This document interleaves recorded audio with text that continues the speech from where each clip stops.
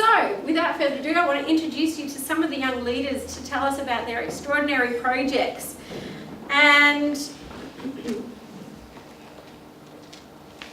the first group that I'd like to introduce is the Retention of Younger Workers in Aged Care project. Elizabeth Oliver is an occupational therapist at Catholic Homes. She's passionate about making a difference in aged care and improving the quality of life and well-being of older adults. She's been involved as the convener of the OT Aged Care Interest Group, and as a result of this project was invited to be part of the Aged Care Workforce Innovation Network Industry Reference Group. Now, the Governor said that our project was a mouthful. I think there's many mouthfuls of projects around it. To tell us more about her team's project, retaining young workers in residential aged care, please welcome Elizabeth. Thank you very much, Alicia, and welcome everyone today. So our team has consisted of Brett, who works in state government, Orla, who's in research, Kay, an architect, Erica, a master's student, and myself. We have focused on ways to retain younger workers who are currently working in residential care.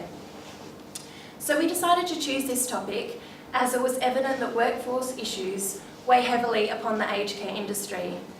For example, the median age of workers is between 48 and 50 years, which will pose significant staffing problems in the future. Injecting younger people into the industry should provide a way to build a more sustainable workforce. However, during our tours to residential care facilities, the senior staff indicated that turnover of this group of people was relatively high, with an average length of employment of 1 to 2 years. Being aware of some of the benefits that younger people can bring to a workforce, such as current knowledge, fresh ideas, energy, passion, enthusiasm, creativity, curiosity, being great with technology, coupled with the ageing workforce issues, we agreed that exploring ways to retain these younger workers would be of value to the industry. So our project has had a very tight time frame of March to May. So our project has involved researching about the characteristics of different generations, particularly Generation Y, and current ways to retain these workers across the health industry by completing a comprehensive literature review. We have also interviewed staff from 2 sites of a large not-for-profit aged care provider to compare current practice with the research and to identify gaps in order to create a relevant toolkit for aged care providers. From our interviews, it was evident that there are general retention strategies, but these did not specifically target younger workers, so they weren't tailored to the needs of the generation.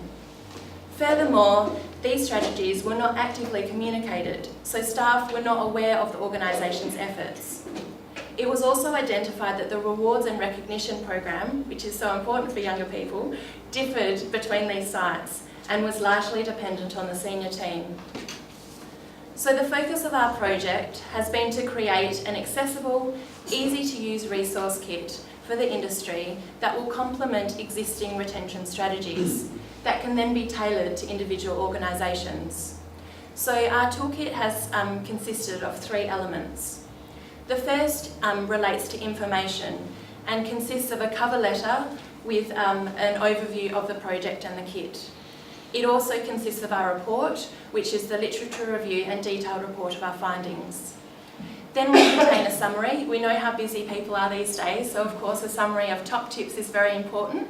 So it's a snappy 1-page summary of top tips for managers in ways to retain younger people. Then we have a presentation which is online, so it's a PowerPoint presentation with a voiceover that outlines current and creative reward and recognition strategies. Our next element of the toolkit relates to communication, and this is a letter for new staff to provide them with an overview of the opportunities available within the organisation. For example, the professional development, how to apply for training, the sort of buddying and mentoring that can be available within the organisation. And this actively communicates the retention message. The third element is all about marketing, so that's to get this out there into the community. So this consists of a bookmark and a calendar which provides a snapshot of the values of the different organisations.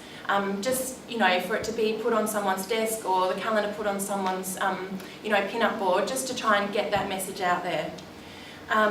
We also have an infographic poster, which is like a graphic representation of everything we found to create a really snappy snapshot of what we've covered. So this pack, as you've seen, is all available on the Young Leaders Program website. Hard copies are also being provided to our host organisations in appreciation of their involvement and support of the program. So the benefits to the aged care industry. So our aim has been to facilitate a shared understanding and suggest potential solutions to an industry-wide issue.